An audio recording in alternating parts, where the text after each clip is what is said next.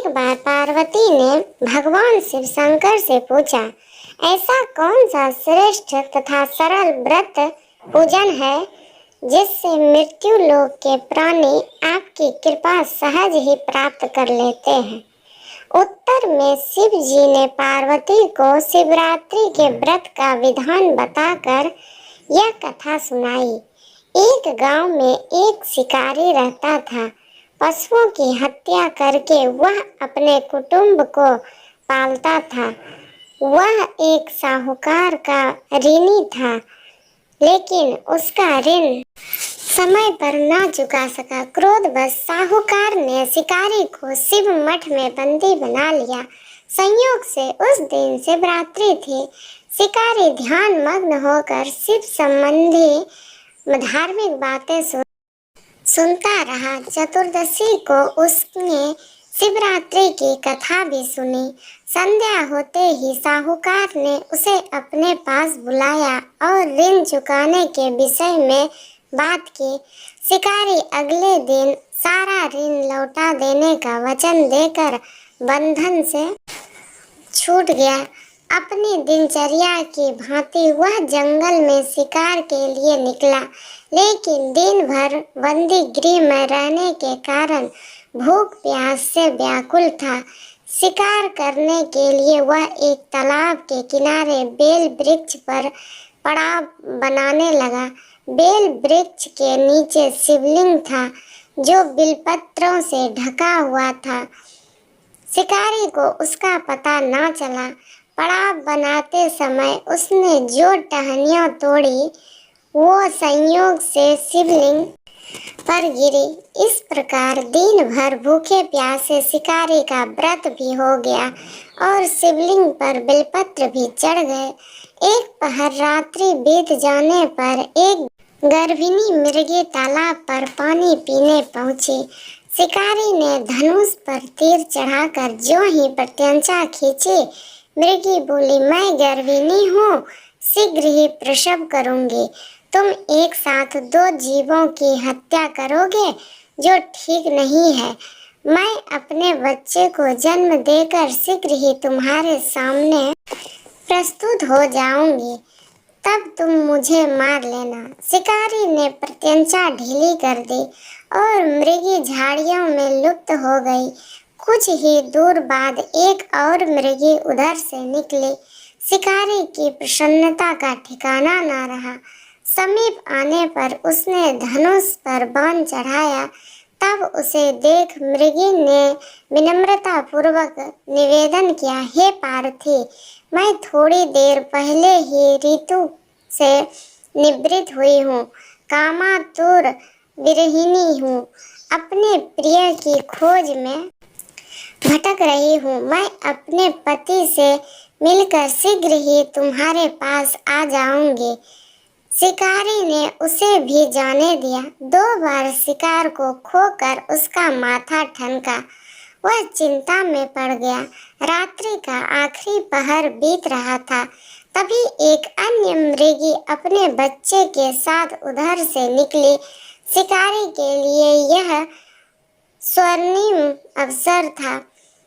उसने धनुष पर तीर चढ़ाने में देर न लगाई।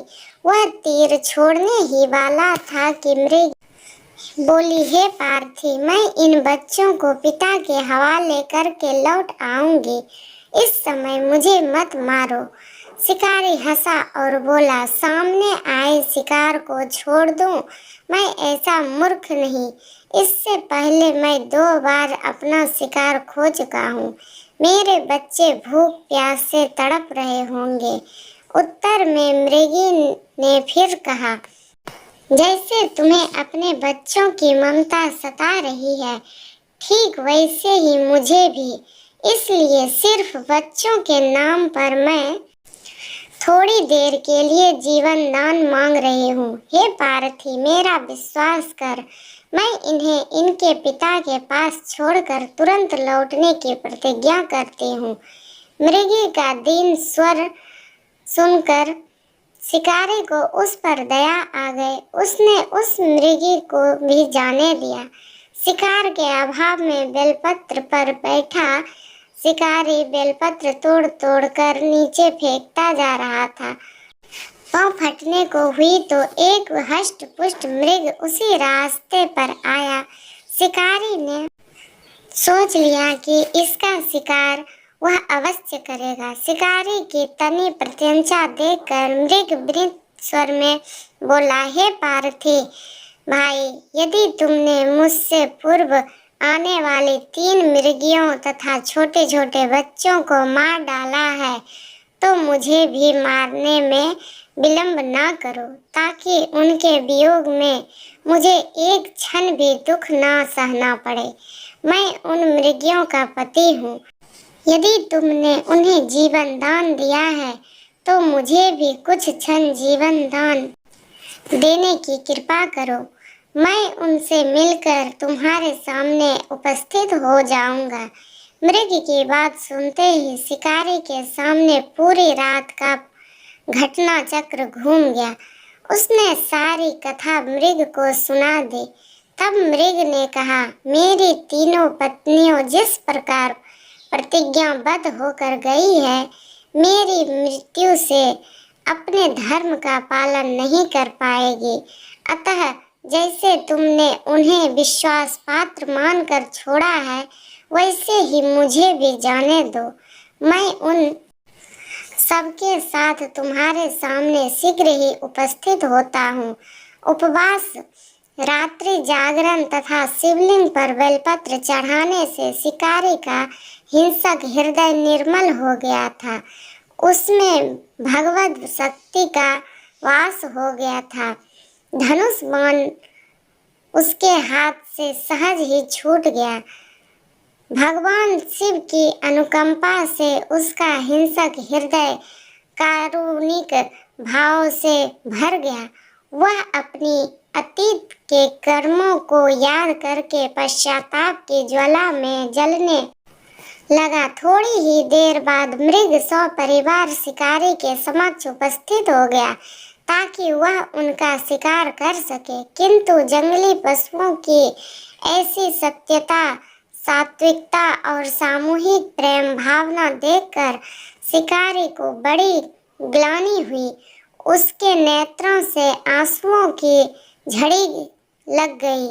उस मृग परिवार को न मारकर शिकारी ने अपने कठोर हृदय को जीव हिंसा से हटा सदा के लिए कोमल और दयालु बना लिया। देवलोक से समस्त देव समाज भी इस घटना को देख रहा था। घटना की परिणति होते ही देवी देवताओं ने पुष्प वर्षा की। तब शिकारी तथा मृग परिवार मोक्ष को प्राप्त हुए।